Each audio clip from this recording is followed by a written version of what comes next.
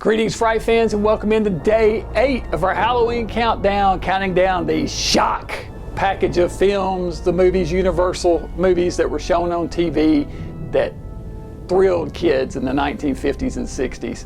Good stuff. Yesterday we looked at The Mummy's Tomb, the second of the Mummy sequels, after, of course, Universal's original with Karloff, the second one. This one starred Lon Chaney Jr. as Karis. And yeah, good stuff, fun. We're gonna go ahead and pick another movie here for tonight out of the Mad Science speaker here.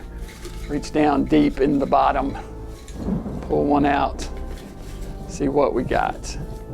All right, tonight we're gonna look at some vampire action tonight with Dracula's Daughter.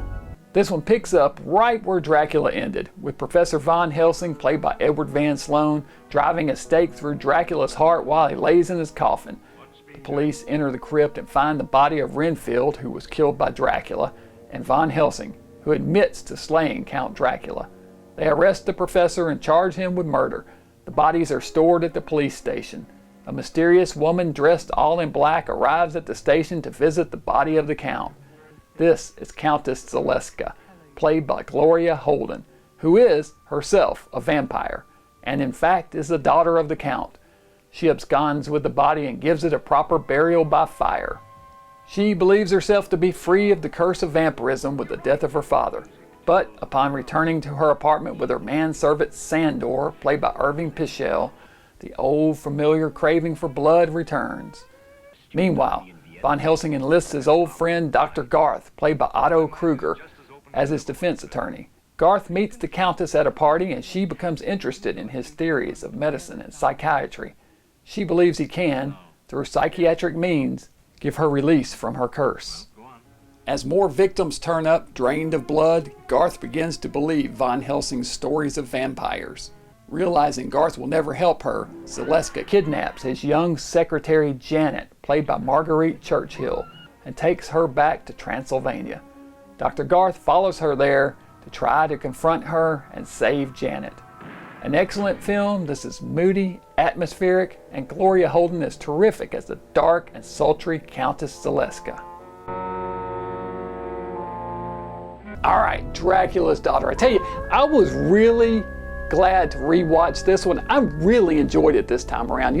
In the past when I've watched this film, I don't know if I really gave it a proper chance or not, but it's better than you might think. I'll tell you what I really love about it is how it picks up right where Dracula leaves off. And it does what a sequel should do. Every proper sequel should go its own direction while staying faithful to the source material. And this does that exactly.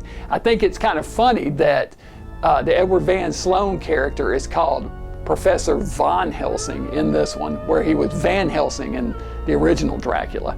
But I think that was just an oversight. I think they screwed up. I mean, you didn't have the Internet Movie Database back then to check yourself, and probably they just messed up. But hey, it's a slight little thing. We'll overlook it, right? He's Van Helsing. We all know he's Van Helsing. I'm gonna rate this one, I'm gonna give it 4.5 skulls. This was really good. I think it's great. The cast is fantastic. Gloria Holden as Zaleska is really good, and yeah, I mean, it's just a top notch. I could even see an argument for 5, but I'm gonna go 4.5. That's my rating. So what do you guys think about Dracula's Daughter? And what would you rate it if you were to give it a ranking?